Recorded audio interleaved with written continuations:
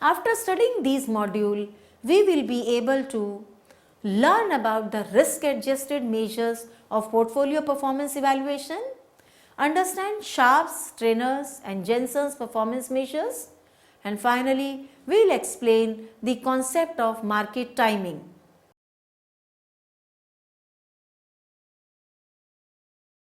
Getting average portfolio return without considering for risk does not make any sense.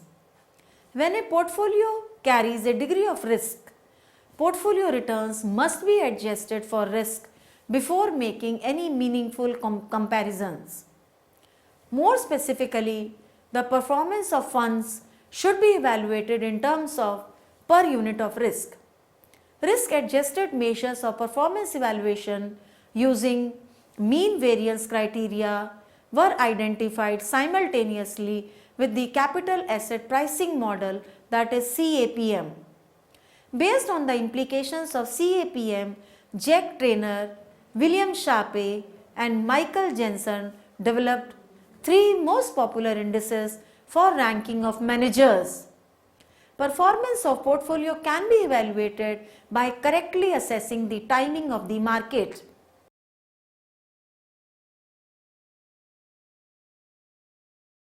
Now we start with risk-adjusted performance indices. The performance of the portfolio should be evaluated in terms of return per unit of risk. The portfolio fund that provides higher return per unit of risk would be considered to perform better. The three popular measures of evaluating portfolio performance estimating portfolio return per unit of risk are Sharpe's ratio given in 1966, Treemans Ratio given in 1965 and Jensen's Alpha. Now we start with Sharpe's ratio. This ratio was developed by William Sharpe in 1966 to measure the risk-adjusted performance. The Sharpe's index measures the average portfolio excess returns relative to the total amount of portfolio risk. It is reward to total risk trade-off. The portfolio excess return is also known as risk premium of the portfolio and is calculated by subtracting the risk-free rate of return from the rate of return from a portfolio. The risk premium of the portfolio during a sample period is then divided by the standard deviation of the portfolio returns during that period. The Sharpe's measure is also called reward to variability ratio. Sharpe's ratio is given as follows. Mathematically, Sharpe's model of rate of return is equal to expected rate of return minus RF divided by standard deviation, or SV is equal to RP minus RF divided by standard deviation. In this formula, we have used, this is equation 1, and in this equation we have used RP, that shows average return on portfolio P, RF, that shows risk-free rate of return. Standard deviation for P shows standard deviation of portfolio P. The Sharpe's index is presented graphically in the figure following. Standard deviation of P is equal to standard deviation of portfolio P. The Sharpe's index is presented graphically in the figure shown below. This is figure 1. This is a graphical demonstration of Sharpe's model. This shows that on x-axis we have taken the standard deviation of P, and on the y-axis we have taken the R of P, and we have one horizontal line, and then we have from this horizontal line we have, that is 45-degree line that shows SP. This is graphical presentation of Sharpe's index. In this figure, we have measured the standard deviation of the portfolio on x-axis, and on y-axis we have measured the portfolio return. The Sharpe's index SP measures the slope of line emanating from risk-free rate outward to the portfolio in question. A good investment is one that yields higher returns without too much additional risk. The greater the portfolio's Sharpe ratio, the better the portfolio has performed. All this discussion can be shown with the help of an example.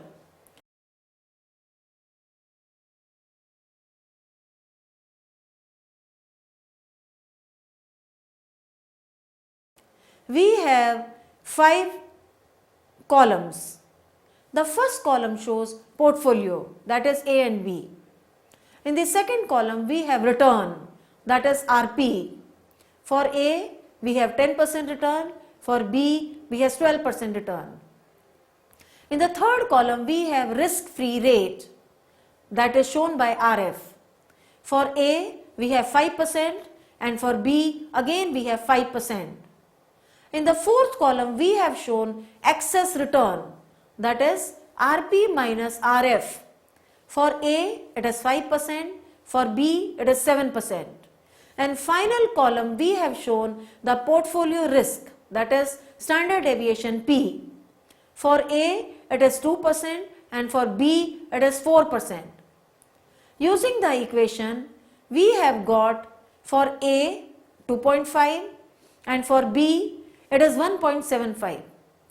Thus we can say that performance of portfolio A is better because its index is higher, that is 2.5 is greater than 1.75. Despite the fact that portfolio B had a higher return, that is 12% is greater than 10%. After Sharpe's index we are going to discuss Treemans ratio. This measure of portfolio performance was developed by Jack Trainer in 1965. He applies the concept of characteristic line that relates the market return to specific portfolio return without any direct adjustment for risk. Beta, that measures the portfolio systematic risk, is the slope of the characteristic line. Some people view systematic risk as the measure of volatility. The investors get an indication about the fund's volatility by comparing the slopes, that is beta, of the characteristic line. The steeper the line, the more systematic risk a fund possesses. Incorporating above concepts in a single index, trainers developed a performance measure that relates the risk premium of the portfolio to the amount of systematic risk, that is beta. The Treemans ratio is calculated by dividing the portfolio excess return over the sample period by portfolio beta during that period. The portfolio excess return is equal to the portfolio rate of return minus the risk-free rate of return. Treemans ratio is referred to as reward to volatility ratio. Mathematically it is given by TP is equal to RP minus RF divided by beta P. In this equation, this is equation 2. In this equation we have used RP, which shows average rate of return on portfolio P. RF, this is risk-free rate of return. Then we have used beta P, that shows beta coefficient of portfolio P. Then we have shown TP, that shows portfolio's return per unit of systematic risk. Then we have used the Treemans index in a graphical manner. This is figure 2. The figure 2 shows that on x-axis we have measured the portfolio beta and on y-axis we have taken expected return on portfolio P. In this figure, the index measures the slope of line emanating outward from the risk-free rate of return to the portfolio under consideration. You are watching from the figure that a larger Treemans value indicates a larger slope. Portfolio with higher TP value represents better portfolio for investors regardless of their risk preferences. The Treemans index considers only systematic risk. It automatically assumes an adequately diversified portfolio. Mathematically, we can make an equation 3, that is Treemans index for market portfolio is given as Tm is equal to Rm minus Rf divided by beta m. Here beta m is equal to 1. We can illustrate this thing with the help of an example.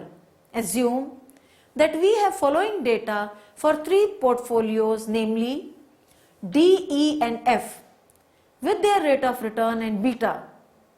The risk-free rate is 12%.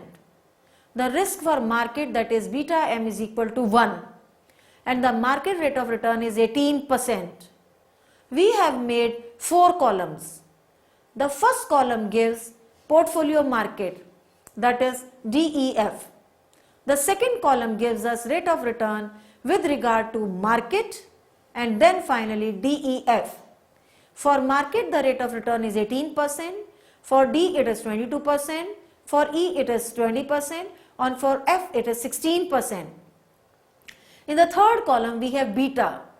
For market is it 1.0, for D it is 1.20, for E it is 1.05 and for F it is 0.90. In the fourth column we have shown risk-free rate.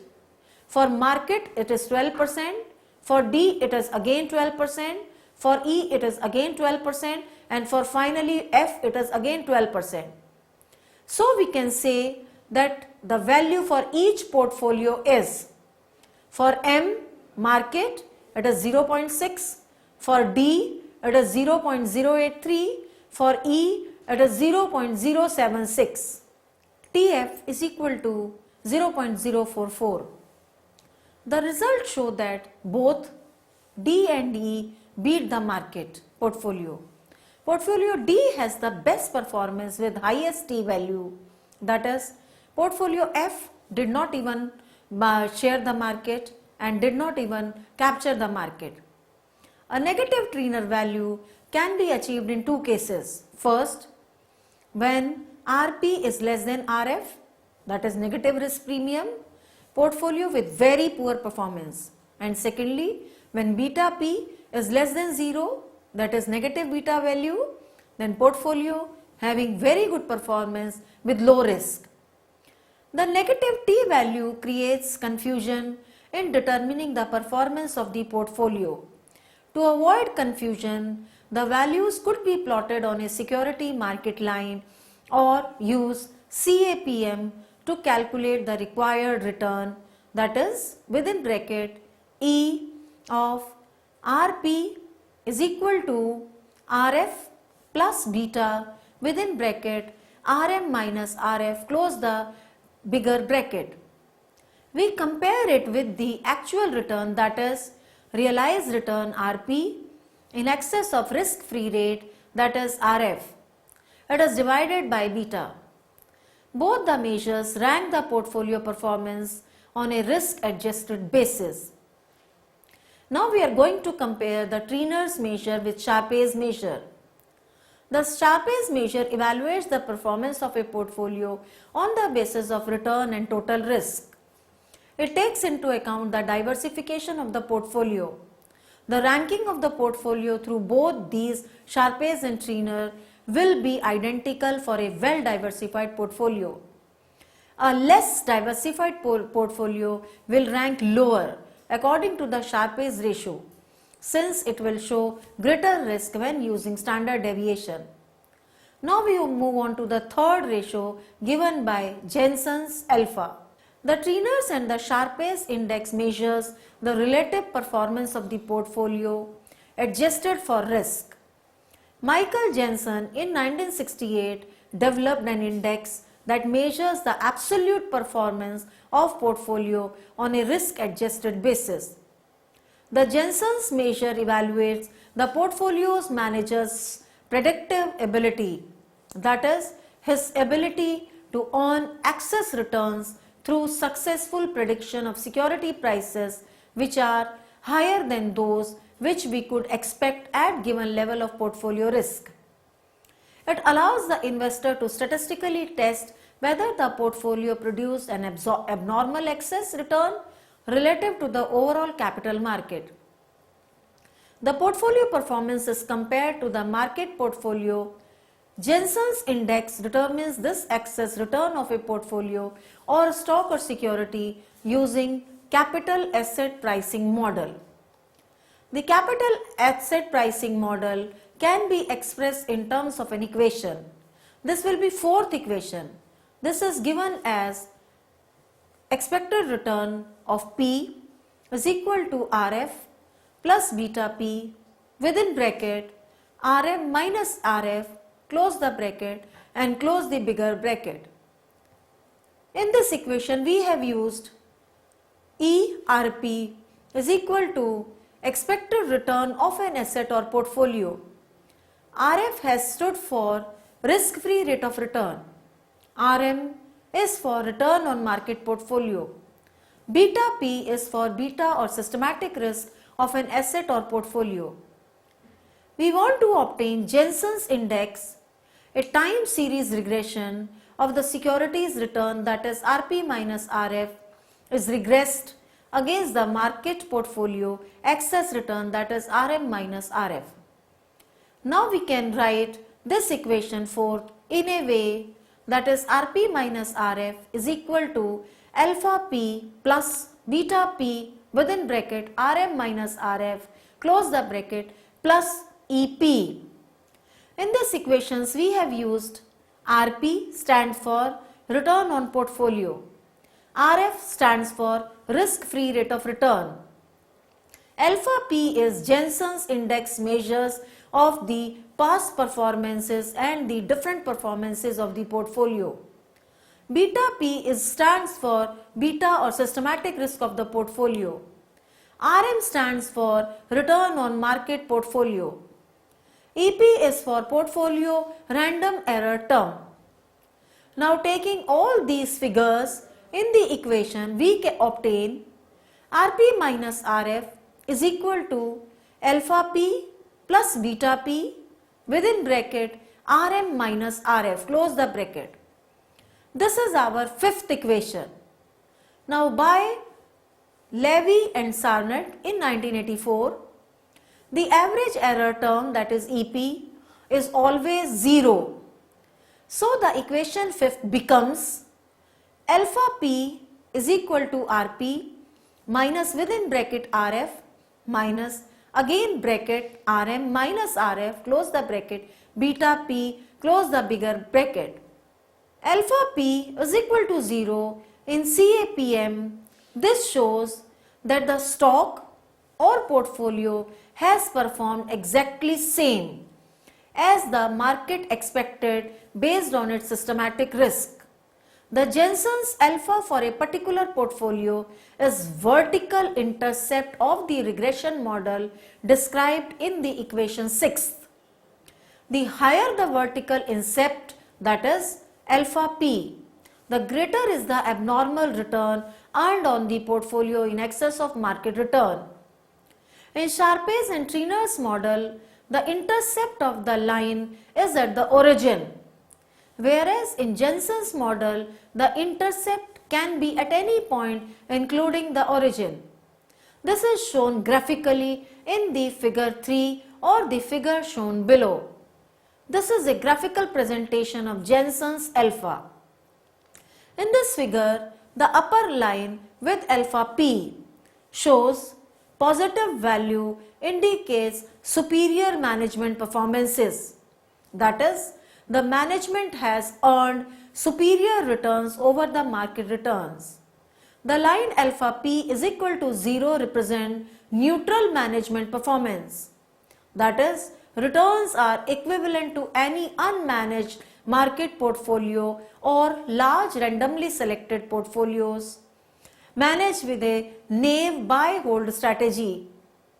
Line alpha P is equal to negative value represents poor performance of the management. This could be because the returns were not sufficient to offset expenses incurred in the selection and managing process. The entire Jensen Alpha can be explained with the help of an example. We use 5 columns and here the information is given to evaluate the performance of portfolio ABC using Jensen's alpha. Jensens alpha can be explained with an example. This is example 4. Here, the information is given to evaluate the performance of portfolios A, B, C using Jensens Alpha. Here, we have 5 columns are given. Column 1 is for portfolio. Column 2nd is risk-free return. 3rd is actual return, that is RP. 4th is market return, that is RN. And finally, we have beta. The first portfolio is of A. Here, the risk-free return is 5%. The actual return is 12%. The market return is 15%. And for A, the beta is 0.5. Then we have B and C. And we have risk-free return for B as 5% and for C it is 5%. Then we have actual return. For B it is 20%, for C it is 14%. Then we have market return. For B it is 15% and again for C it is 15%. And then finally we have beta. For B it is 1.0 and for C it is 1.10. Putting the Jensens alpha formula, we get Jensens alpha P is equal to RP minus within bracket RF minus within bracket RM minus RF, close the small bracket, beta of P, close the entire bracket. For alpha A, by putting these figures in this equation, we get 2%, that is excess positive return. For alpha B, by putting figures in the above mentioned formula, we get 5%, that is excess positive return. And for alpha C, by solving this equation, we get minus 2%, that is negative return. Here, portfolio B earns greater absolute excess return than portfolio A, that is 5% as compared to 2%. Portfolio had a negative return, so it has performed poorly.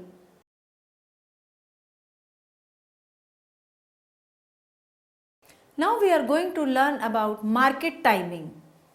Managers having good market timing sense can increase the performance of the portfolio by shifting funds between stocks and bonds. Market timing involves adjusting the positioning of a portfolio by correctly adjusting with direction of the market, either bull or bear phases. The performance of the portfolio in this regard could be assessed by looking at the behavior of portfolio returns or relative to the returns of the market. The return on portfolio and return on market at different intervals are plotted on a scatter diagram to see the direction of relationship between the two. In case of portfolio constructed keeping in mind stock selection only without any regard to market timing, the average beta of the portfolio stands constant. Plotting such portfolio returns and market returns, we find a linear relationship. However, if a manager successfully assesses the market direction and adjusts the portfolio positioning accordingly, we would find a situation of high portfolio betas at times of rise in the market, that is bull phase, and low portfolios betas at times of decline in the market, that is bear phase. In other words, considering the market timing correctly, managers restructure the portfolio, that is component stock, in such a way that beta of the portfolio rises in bullish market conditions and comes down in bearish market conditions. This we can explain with the help of an example. This is our fifth example. Now suppose that an investor holds only the market index portfolio and T-bills. If the weight of the market were constant, say 0.6, then portfolio beta would also be constant and security characteristic line would plot as a straight line with slope 0.6, as in the figure 5a shown below. If, however, the investor could correctly time the market and shift fund into it when the market does well, the SCL would plot a figure as shown in figure below 5b. If bull and bear markets can be predicted, the investor will shift more into the market when the market is about to go up. The portfolio beta and the slope of the SCL will be higher when RM is higher, resulting in curved line that appears in figure 5b. In this figure, we have used the RM minus RF on x-axis and RP minus RF on y-axis. And in figure 5.b, we have used RM minus RF on x-axis and RP minus RF on y-axis. In 5a, the slope is 0.6 and here no market timing and beta is constant. In 5b, this shows steadily increasing slope. Here market timing is given, beta increases with expected market access returns.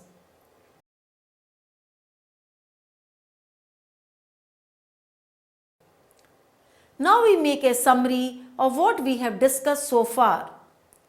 Risk-adjusted measure of portfolio performance evaluation are based on capital asset pricing model. Sharpe's ratio is equal to SP is equal to RP minus RF divided by standard deviation of P. Treemans ratio is equal to TP is equal to RP minus RF divided by beta for P. Sharpe measure accounts for diversification of portfolio. It is related with the excess portfolio return to the total risk, that is standard deviation. Then we have discussed Treemans ratio. Treemans ratio relates the excess portfolio return to the systematic risk, that is beta, and does not account for diversification. Then we have discussed Jensens Alpha. Jensens Alpha measures the absolute performance of portfolio. Jensens Alpha is given with the help of an with the equation, that is alpha of P is equal to RP minus within bracket RF minus within bracket RM minus RF close the bracket multiplied by beta P close the bigger bracket. Then we have discussed market timing. Market timing involves adjusting the positioning of portfolio correctly with the direction of the market as is shown with the help of above two figures 5a and 5b. Considering the market timing correctly, managers restructure the portfolio in such a way that beta of portfolio rises in bullish market conditions and comes down in bearish market conditions.